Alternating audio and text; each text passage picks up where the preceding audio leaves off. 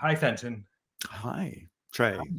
Hi, Trey. I'm happy to be interviewing you about your new book, ScreenAge or ScreenAge.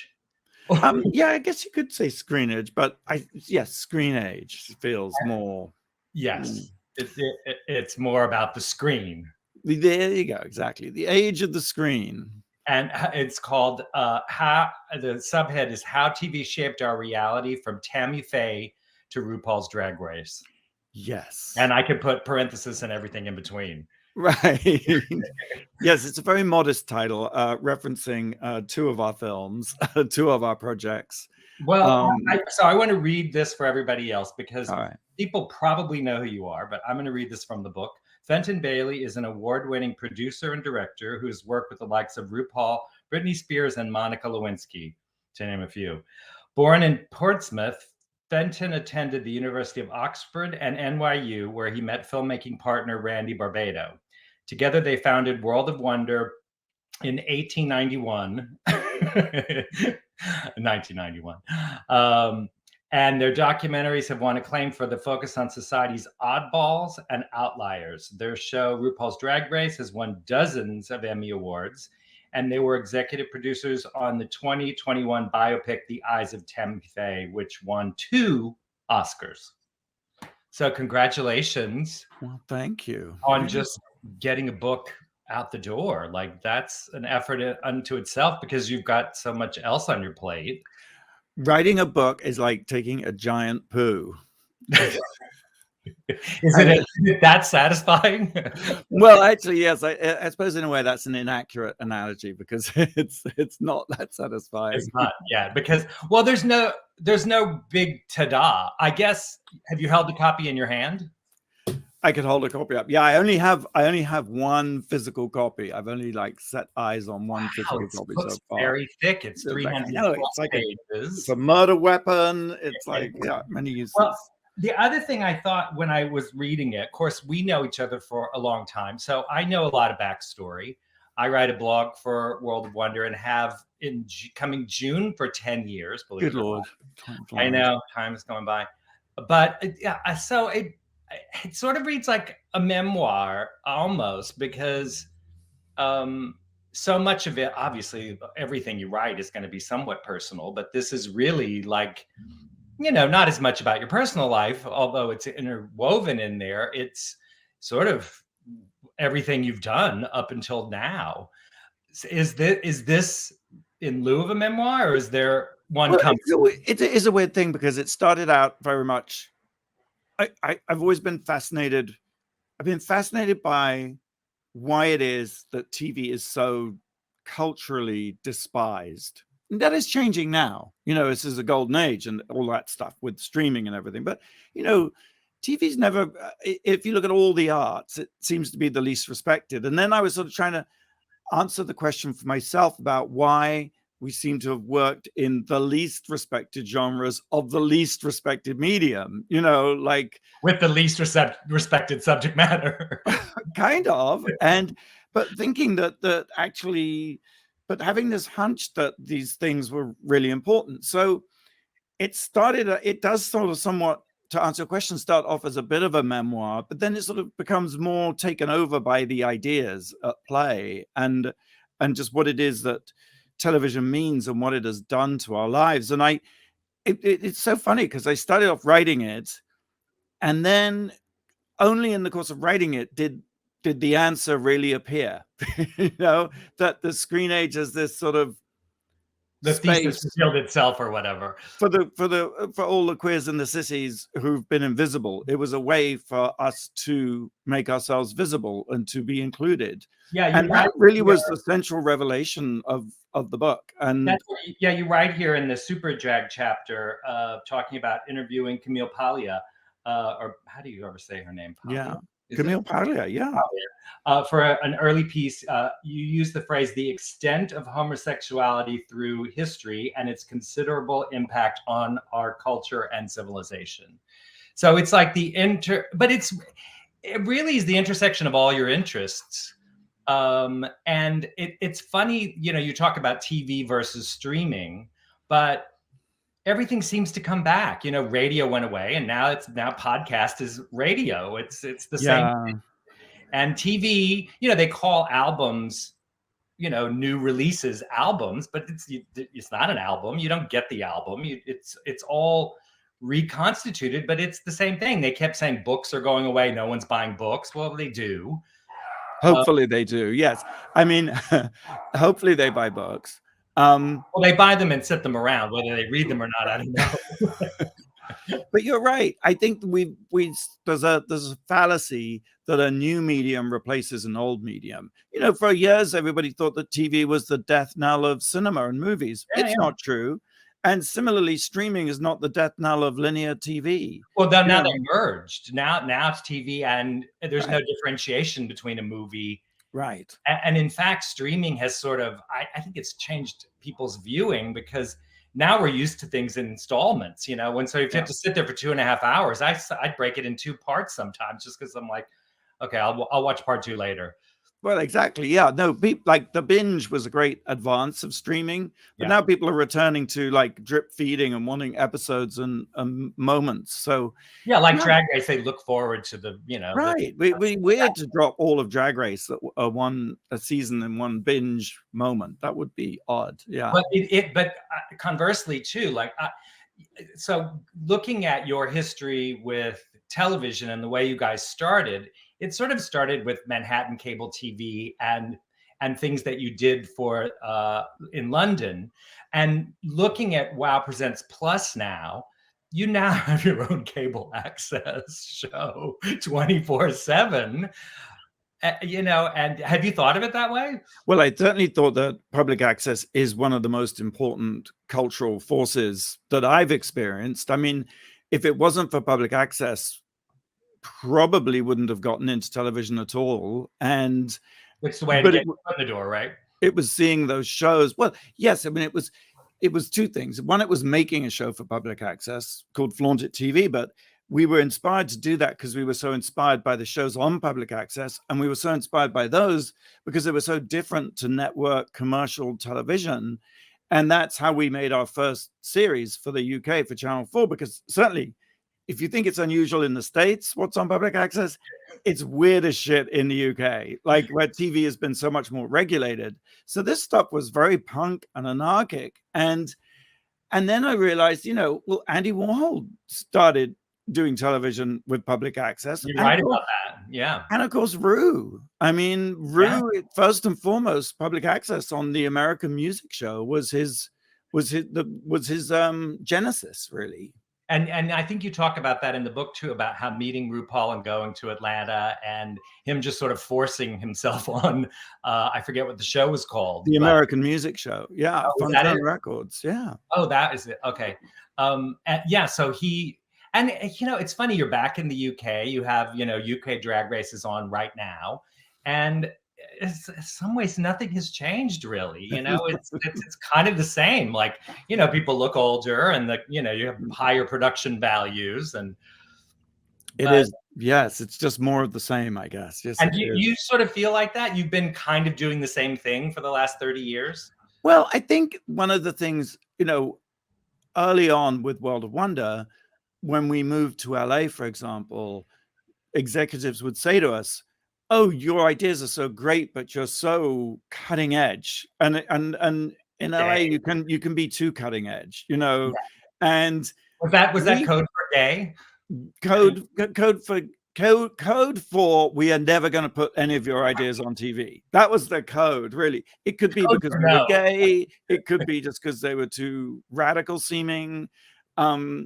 And what has changed is that environment, that sort of East Village world we were all in, has kind of become the mainstream and has become the cultural conversation. That's what's changed. It's a huge change. But for you and me, we've always been doing more or less the same thing, thinking that even though those ideas that we embraced in the 80s were seen as really radical, and even though I think early on being queer was not seen as an ideal identity or even a viable one, I think now people have come to recognize that queerness A is the voice of the outsider, and everybody feels like an outsider. So B, everybody's gay, you know. Yeah, I was looking at that in the book, and I actually made some notes about being an outsider. And basically, I say here, in the book, you talk about intersection of digital media and queerness and how that galvanized the thesis for your book. You say today we're all sort of queer as outsiders. But if everybody's an outsider, does that get rid of the idea of the outsider? Is everyone an insider then? Well, no, we all remain outsiders, you know, in the same way that I think we all remain snowflakes, you know, which is the sort of great Republican smear of liberals like us, isn't it? But you know, point being, everybody's unique, and as such, everybody feels different. So I don't think it means that there's a consensus. And I do think that, you know, that's what the extreme right wants, is everybody to be the same under their thumb, you know, controlled by their power. But, you know, yeah, and I think it's really harder, like based on what you're saying too in the book, and just what you've done with film and TV, it's easier just to sort of wash everybody with the same color and say, these people are all like this. And really, that snowflake means just the opposite. It doesn't mean that you're, you know, so delicate. It means that everybody is playing their own game. Exactly, right? And I expect there's some analogy to figure out, like, you know, when you have a lot of snowflakes, you have a sort of a mighty force, you know, you have a drift or a bank, snowbank, or an avalanche. Avalanche, right, exactly. I think, yeah, you can have all of those things together. At one point, you're talking about, one thing that I was kind of wondering, you talk about meeting RuPaul in the 80s, and you know, even though you've been in Hollywood for many years, you're still a modest Brit. But do you think that Drag Race, that RuPaul would have found a way to make Drag Race happen, or was it some kind of magical alchemy between Ru and you and Randy and Tom that at the right time, or you just asked the questions a million times and finally got a yes? Or how do you see it? Yeah, it's a really good question. I mean, Ru was going to be a star anyway. Exactly, no matter what. And you know, you were there or not. When we saw him, even though it was like when we first saw him, it was like a knockout punch of clarity. You know, he was a star, and yes, the rest of the world didn't see that, but pretty much everyone around him who came into contact with in Atlanta recognized that. And it was really a question of the how of it was sort of almost beside the point, you know, in the sense he is just a star. And I think there are people, amazing people in life, who just seem to emerge fully formed. And I'm sure it's not easy, but Ru just seems one of those people who just emerged fully formed, like, you know, kind of like Oprah. You know, it's just hard to imagine Oprah ever being anything other than Oprah. And well, the talk show, the VH1 talk show, came before that, and before that was Supermodel. And you talk about in the book, when you first saw him, he was putting up a poster, which is today just the perfect meme for RuPaul. RuPaul is everything. Right? Exactly. He's been saying the same thing. And he was, you know, pretty much saying, everybody say love, since, you know, all along. And, you know, if you can't love yourself, how are you going to love somebody else? Which, you know, it sounds very, what's the word? Not casual, not cliche, but it's right. But it really isn't. And it's profound. It's one of the many profound truths from Ru that I still find myself thinking on. You know, it is, and you can't, in some ways, you can't say it enough, because it's a lesson you're always trying to learn, or I'm trying to learn, for sure. And it's gotten bigger, obviously, than you or Ru or Randy or the company or anything. I watch Drag Race now. I just watched UK last night, and you find yourself continually moved by these people telling their stories, and you're just like, well, it's universal. You know, you don't have to be queer. You don't have to be in a wig to hear, oh, my family rejected me. My mother doesn't speak to me anymore, or whatever. And I found myself through this medium, which isn't about becoming a woman. This is not about it's Rusa, it's about becoming the image of your imagination, realizing your own fantasy and having that courage and that sort of capacity to do that. And the things you touch on, being rejected by your family or having issues with members in your family or fights, or these aren't exclusively queer problems. Everybody has them. And that, again, is, you're so right. It's and the whole idea is that drag is this sort of, I'm going to be who I want to be. And so it is, about realizing your snowflake. Yeah, reading about when you and Randy were going to NYU and you sort of wandered into the pyramid and kind of accidentally found your tribe, and talking about Bobby and Sister Dimension and Hattie Hathaway, and Lady Bunny was finally on the scene. It's weird because I grew up in that too. We lived practically next door to each other, and we didn't really even know each other that well, but I lived up on the same block as you, literally on 9th Street. So this idea of drag that we're seeing morphing and changing and becoming all these things over the last 15 years of US Drag Race, plus all the other iterations, it's kind of in our DNA. It wasn't, people weren't there to be to try to be Liza Minnelli. No. If they did, it was the upside down backwards Liza Minnelli. Yeah, I do think there's something fundamentally, inherently drag about the American experience. And that's why one of my favorite chapters or experiences is later in the book, and was just relatively recently, was making this film about the Statue of Liberty, which when Sheila Nevins at HBO came to us and said, will you do this? We're like, oh, who wants to make a film about the Statue of Liberty, for fuck's sake, but it ended up being a documentary about the sun or something. It became such a profound revelation. The Statue of Liberty, the idea that the sculptor would have based that statue on his brother, it's like, oh my God, she's a drag queen, number one. But number two, I think most profound for me is the fact that the statue is hollow, and that you would think such a massive thing that is hollow, well, that is a fraud. But it's actually not. It's an illusion. And that's what's so brilliant about it. It's this sense of play. Like the things are not what they appear to be. But by making something, you create this magic and create this energy. And I think that that's so American. And I think that's so drag, because it's play. Yes, that chapter to me was very moving. And in fact, I just read it this morning too. So it's very fresh in my mind.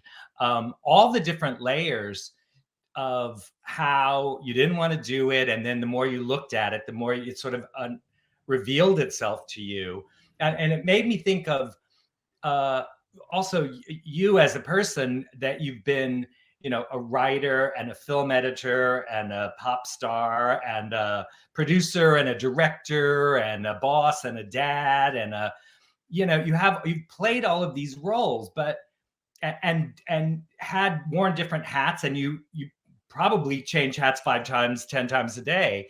But what really struck me is that you seem to be an editor, and that you can say, not this, that, and then go into that and figure out what its story is and its essence, and then present it in a way that people can understand it. I mean, the book really kind of reveals how you do that. But what do you think your strongest point is? Because you do so many different things. Like, what is it that drives that? Well, wow. I don't know. I get what you mean about editing. You know what I think it is, though? I think it's really, that's why there's is it the second chapter, I think, is all about Andy Warhol, because the more this morning too. The longer I'm around, weirdly, the more I recognize everything goes back to him, and I'm just following stuff he did, like like his idea that the copy is better than the original, and in our society we're so obsessed with the original and think it's the only thing that's authentic and real, and yet how can we be that way in a mass media society where it's all copies of copies of copies coming at you? And so I just feel if my sort of I don't know, it's just my inspiration is more and more like Warhol, I think. And I'm not saying, I think we connect on that level too, because obviously my work is very much that. And also, you know, we've also talked a lot about Andy, and, you know, it's been a kind of through line through our lives. And when you were, you know, we were young and in New York, and Andy was there. You know, kids today think like, okay, that's like having, I don't know what, be in your presence. And it's not like we didn't think it was a big deal, because it was a big deal when he was around. And yet he was like the Statue of Liberty. He was around a lot, you know. So yeah, he was. He put himself out there, didn't he? I mean, yeah. And I think that, to me, that was a big inspiration to come to New York too, was reading Interview and seeing what Andy had done, not even fully understanding the extent of it, but just being drawn to it, moth to a flame. Perfectly put. Exactly same here. Exactly same here. And I think so many of us actually were sort of, and I think in his own way, he was enacting what other queers had done and other sissies had done. Well, he wanted to be Matisse. You know, he went to art school and wanted to just be a well-respected painter, which he realized he just couldn't do. You know, I think he did this, you know, he wore the wig because he was balding, and he thought he had a big nose and wasn't attractive. And, you know, so he became asexual, at least in public. You talk about that in the book as well. I mean, the chapter on Andy, you really sum him up very well. And a lot of things that I kind of thought about Andy over the years, you really put into words quite well, because so many of us were, you know, now people go to LA because they, for whatever reason, they see someone, you know, in a movie, or they think I'm going to make it big. But it wasn't like we went to New York with any goal in mind. You know, we just were like, whoa. I worked for a magazine. You know, I was lucky. I worked for Vogue when I was 21, and I just kind of landed in Clover. But, you know, so many people came. We didn't. I'm with you. I didn't have a class. I didn't know what I was going to do with my life. I just knew I had to get to New York, and maybe things would work out, because it wasn't really, I have to go to film school because I'm such a committed filmmaker. It was like, film school would be the way to get to New York, you know. And also probably a bit, I don't know if this is true, but for me, it was like, get me the hell out of Texas. You know? No, exactly. It was exactly. It was like, you know, I can now articulate it, but it's post-rationalization. But, you know, the prospect of being gay in the UK just was grim. Yes, there was gay lib and everything, but it just didn't, I don't know. I felt like I had to get away and reinvent myself or something, or just be free to be me. I think that was the feeling. I'd never be free of, because England is still very much bound by a class system, and it's got a lot of problems. Yeah, I mean, I think that feels, you know, people talk about it, it's a cliche, but people feel like, you know, when they come to Manhattan, they're like, I'm home. These are my people.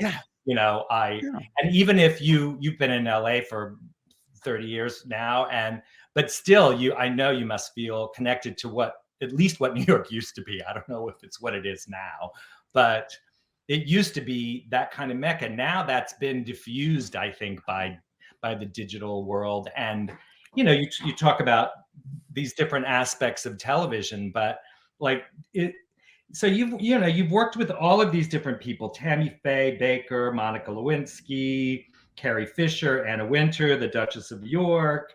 And I think another part of what I see as your sort of idea of what World of Wonder is being contrarian and saying, oh, you think Tammy Faye is tacky? Well, look at this. You know, oh, you think, you know, that, you know, drag is, you know, women and men trying to become women, you know, it's just fringe. Well, take a look at this. Is that still kind of a thesis? Like you? Yeah, I think it is. I think that people just, I think that sometimes in media, it's a lot of times about consensus, and when you sometimes stop to think about it, you suddenly realize, well, this just isn't the case at all. And I mean, that's why I think I get so sort of slightly hysterical about Trump, because I still think people don't understand the threat that he poses, and are just sort of sleepwalking through it. And that's when in the chapter Crazy Rulers of the World, which really, I mean, just taking a step back, I cannot explain to you any of this in the sense that, yeah, maybe I'm an editor. Like Warhol was always like, it's about shopping. You go into the store of life and you pick this and you pick that, you know? So maybe yes, but then the weird way in which all these things connect, I can't really account for it. And I certainly can't account for like how John Ronson came into our lives and how we ended up making a series about New World Order and the Illuminati and conspiracy theorists, little suspecting how central and mainstream those ideas would become. I mean, and somewhat appalled by the way they have, by the way, but like thinking that this was the wackiest of wacky, you know, but now seeing it as kind of fundamental to understanding what's happening in America and how you can have Trump and QAnon and right-wing Christian people all in love with Russian dictators. And like, it's sort of, you talk about that too a little bit in the Statue of Liberty chapter too, in that, you know, it's this iconic thing that people dismiss because it's just there, but it represents something real and something tenuous that can be lost. And it feels like when that came out, the documentary came out, what, 2016 or something? Yeah, yeah. So it's the same year. I think that was 2017 or 18. I can't remember anyway. But Trump was in office when it came out. It certainly was, yes, exactly. And that was, you know, it had all this subtext that you hadn't even intended making the movie, even though there were all these things uncovered about Diane von Furstenberg's relationship to it. And I told you during the screening, I don't know if you remember, but I was sitting kind of on the aisle, and you talk about David Copperfield in the book. And at one point, David Copperfield and Fran Lebowitz were sitting across the aisle from each other, and they were talking to each other. And I thought, only at a World of Wonder production do you have David Copperfield and Fran Lebowitz. And that would be, I would love to say, oh, as the editor, I figured all this out, but I didn't. Like, David Copperfield insisted we interview him. We did not want to interview David Copperfield. I mean, bless him and love him. And oh my God, what an incredible revelation. It was that interview and his generosity in showing us his private museum. That's when it all clicked into place about the Statue of Liberty.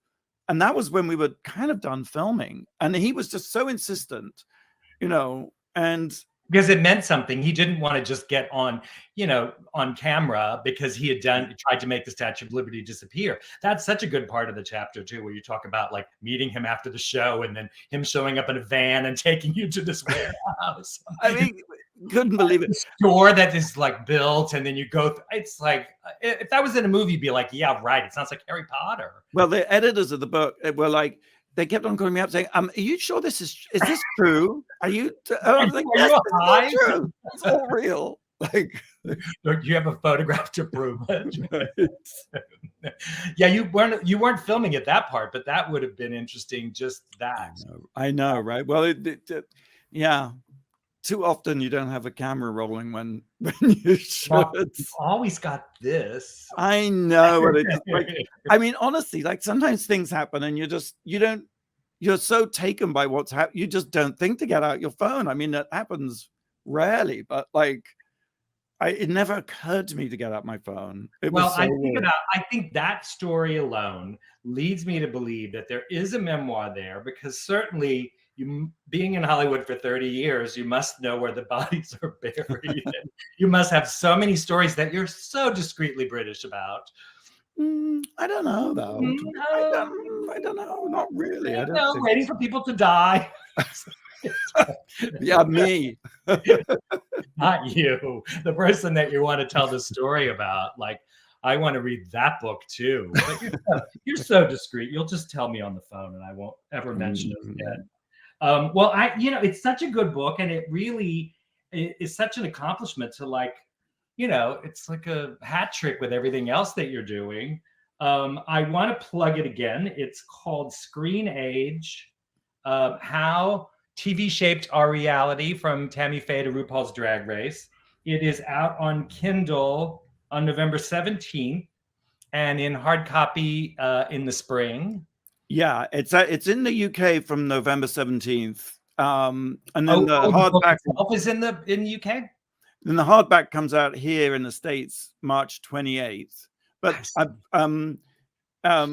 so you can get, you don't have to wait till what I'm saying is you don't have to wait till the spring to get it if you're in the US, because you can buy it from World of Wonder actually. Oh, you can. Okay, well, I'll put that link on this so people can find it.